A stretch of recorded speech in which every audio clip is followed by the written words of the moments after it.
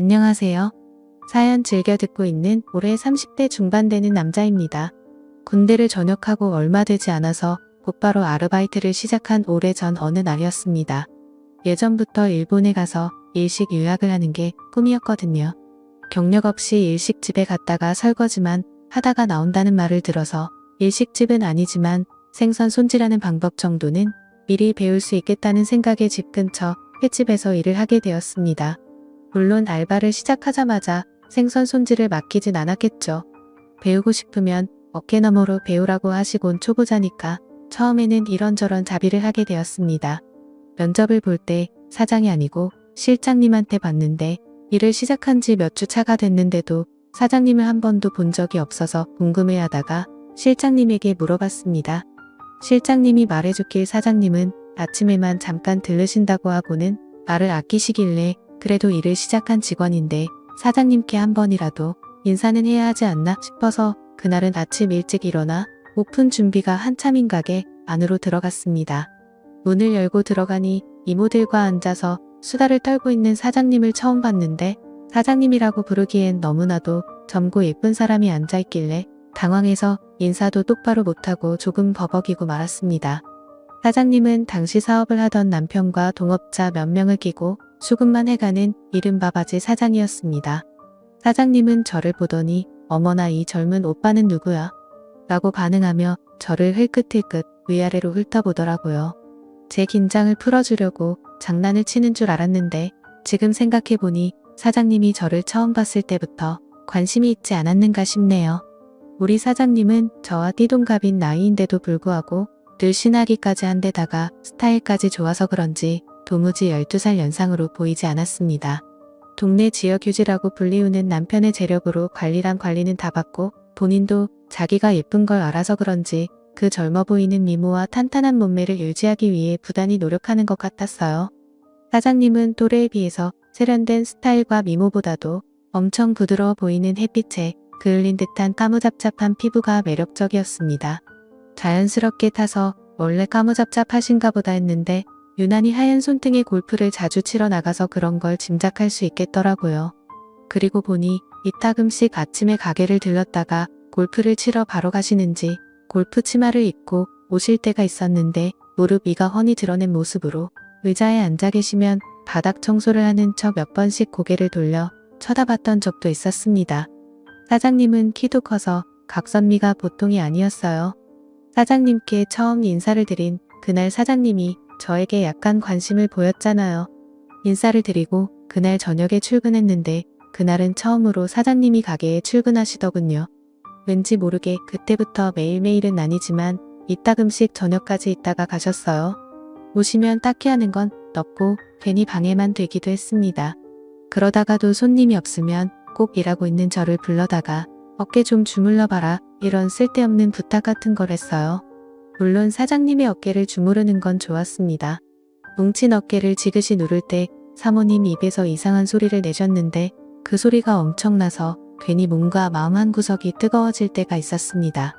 사모님도 약간 그런 저의 반응을 즐기는 듯 했어요. 사장님이 저에게 미묘한 신호를 보내고 있다는 걸 그날 눈치채게 되었습니다. 잠깐 바쁜 시간이 끝나고 뒷문으로 나와 담배에 맞불을 붙이고 한 모금 깊이 빨고 있는데 사장님이 따라 나오셨습니다. 깜짝 놀라서 피던 담배를 벽에다가 비벼서 불을 껐는데 사장님이 자기도 담배 한 대만 달라고 하더라고요. 마침 지금 이게 마지막 한 대라고 이거 말고는 없다고 하니 제 코앞까지 다가와 그거라도 줘보라면서 제가 피던 담배를 빼서 피셨어요. 담배를 한 3모금 정도 피우다가 저에게 다시 건네주는데 새빨간 립스틱이 잔뜩 묻어있는 담배를 다시 받으니 기분이 조금 묘하더라고요. 넘겨준 걸 다시 태우고 있는데 사장님이 저에게 립스틱 맛이 어때? 라고 직구로 농담을 했습니다. 순간 당황해서 연기를 목으로 넘기지 못해 콜록대고 있는데 사장님이 소리내며 웃으며 그래도 가게에 젊은 남자가 오니까 참 좋다 이렇게 말하고는 휙 들어갔습니다. 사장님의 맛이라니 괜히 그날은 부끄러운 마음에 잠도 제대로 이루지 못했어요. 침대에 누워 사장님이 한 말을 곰곰이 생각해보니 올해 서빙하시는 이모들도 주방 이모들도 실장들까지도 전부 나이가 한참 많으신 분들인데다가 실장님들이 전에 하는 말을 언뜻 들었는데 요식업에 대해서 뭣도 모르는 바지 사장 주제라며 사장이 없는 자리에서 비아냥대던 게 생각이 나더라고요. 실장들 곤조 부리는 거에 지쳐서 아르바이트생인 저를 보고 참 좋다고 하는 말이 한편으로는 약간 안쓰러웠습니다. 그렇다고 사장의 미모 때문에 저에게 일을 가르쳐 줄 실장님들을 무시할 수는 없었죠. 또 그렇다고 명색이 사장인데 그들과 한통속이라는 생각이 들게 하지 말아야겠다는 생각에 박쥐처럼 양쪽을 오가며 처신하다 보니 조금 서로들 분위기가 좋아지는 듯 싶더라고요. 제 덕분인지 화기애애해지는 분위기에 사장님도 마감 때까지 같이 고생하고 하다 보니 일이 끝나면 가게 문 닫아놓고 회식을 자주 했습니다. 그날도 가게 문 닫아놓고 다 같이 한잔을 하고 있었는데 분위기가 정말 좋았습니다. 준비해놓은 안주가 다 떨어져 가는데 기분이 좋아 보이시는 사장님이 오늘은 수조에 있는 거 아무거나 꺼내와서 술 좀 더 마시자고 하시더라고요. 고참 실장님이 사장님에게 냉장고에 담글용으로 숙성해 놓은 게 있는데 그걸 먹자고 내일 되면 너무 물러져서 회덮밥으로도 못 쓴다고 하는데 거기다 대고 사장님이 남자도 회도 생으로 먹는 게 제맛이지? 이러면서 땡깡을 부리시더라고요. 생각지도 못한 여사장님, 애교의 실장님들도 저도 서로 묘하게 눈치만 보면서 있었습니다. 아무거나 잡으라지만 결국 양식 광어 2마리 잡아다가 가게 안에서 1차를 끝냈습니다. 사장님은 기분이 그렇게나 좋은지 가게 오픈한 이래로 이렇게 재밌는 적은 없었다며 2차로 노래방에 가자고 박박 우기셔서 그렇게 2차를 가게 되었습니다. 횟집 근처 노래방에 가는데도 이미 다들 비틀거리는 모습이 모두 다 취한 것 같더라고요. 다들 취기가 잔뜩 올랐는데도 노래방에서 엄청나게 부어라 마셔라 하고 있었습니다. 사장님은 워낙에 기분이 좋았는지 약간 끈적한 반주가 깔린 노래가 흘러나올 때 실장님들과 번갈아 가면서 블루스를 추더라고요. 그러면서 고개를 제 쪽으로 계속 돌려가며 제 눈치를 보더라고요. 사장님은 이내 이모님들을 불러일으키더니 이모님들을 실장님한테 붙여주고는 제 쪽으로 쪼르르 다가와 저랑도 블루스를 추기 시작했습니다.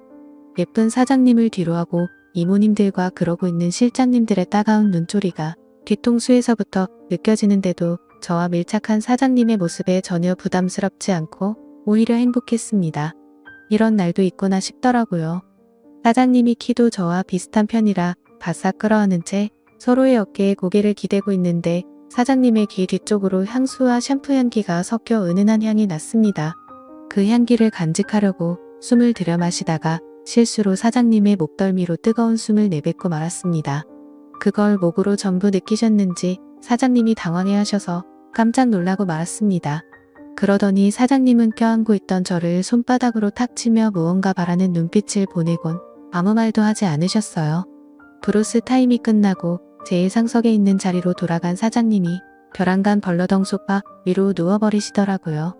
술에 만취했는지 이모들이 흔들어 깨워도 일어나질 않으셨습니다. 치마가 말려 올라가 어떻게 해야 되냐고 이모님들이 당황하고 계셨어요.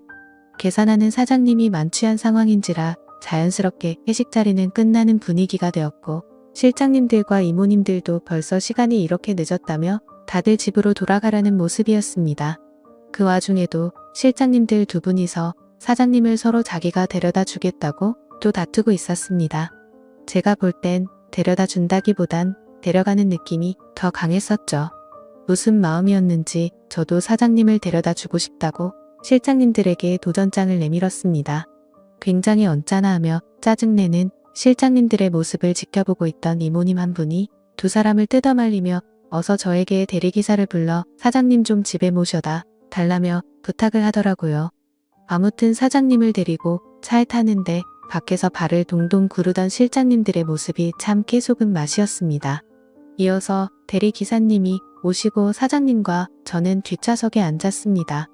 술이 많이 취했는지 차에 타자마자 제 무릎을 베고 누우셔서는 집에 도착해서 기사님이 떠날 때까지 사장님은 꼼짝도 하지 않았습니다. 아무리 흔들어 깨워도 일어나질 않는 사장님 모습에 난감해하고 있는데 가방 안에 사장님 핸드폰이 눈에 들어왔습니다. 살짝 머리를 들어 가방을 베고 있게 만들고 차 밖으로 나와 남편분에게 전화를 걸었는데 받지를 않더라고요. 문자라도 하나 남겨두고 안에서 문을 잠그고 집으로 가려고 했는데 문자함에는 남편하고 주고받는 대화가 한 개도 없었습니다. 사장님의 전화번호부에는 남편 말고는 다른 사람의 전화번호는 저장도 되어 있지 않았습니다. 사람이 외로워하는 이유를 알겠더라고요. 사장님은 돈은 많지만 그 돈으로 외로움을 해결하기 힘든 그런 사람이었던 것 같습니다. 훔쳐보려던 것은 아닌데 사장님에 대한 많은 걸 알게 되니 이대로 돌아가면 안 될 것 같아 차 안으로 다시 들어가 받쳐놓은 가방을 빼고 다시 사장님에게 무릎 베기를 해주었습니다. 무릎 베기를 해주려 사장님의 뒤통수를 받쳐 목을 살짝 들어 올렸는데 사장님이 술 버릇인지 꼼지락대면서 제게 몸을 기대더라고요. 얼마 안 있어서 술이 조금 깨졌는지 사장님이 화들짝 놀라 자리에서 일어나시더라고요. 여태 자기가 이러고 있었냐고 물어보는데 맞다고 하니 저에게 약간 감동한 듯해 보였습니다. 이제 사장님도 일어났으니 집에 가려고 하는데 멀쩡해 보이던 사장님은 집까지 데려다 달라며 막무가내셨습니다. 어떻게 집까지 들어가냐고 되물었더니 어차피 집에 아무도 없다고 하셨습니다. 문이 열리자마자 사장님은 저를 뒤에서 껴안으셨고 저희는 그렇게 사랑을 확인하게 되었던 거죠. 그날 이후 사장님과는 연인처럼 지내게 되었고 시간이 지날수록 유부녀란 사실에 점점 겁이 나서 저는 결국 가게를 그만두게 되었습니다. 그만두고 나서는 사장님에게 전화도 몇 번이나 왔지만 유부녀라는 사실에 괜히 더 얽혔다가 좋은 꼴 못 볼 것 같아서 근처에는 얼씬도 하지 않았지만요. 외로운 사람에게 지나친 관심은 독이 될 수 있다는 생각에 멈추게 되었는데 이렇게 오랜 시간이 지난 후 제가 외롭게 되니 그때의 사장님의 마음을 좀 더 헤아릴 수 있게 된 것 같습니다. 지루한 이야기 끝까지 들어주셔서 감사합니다.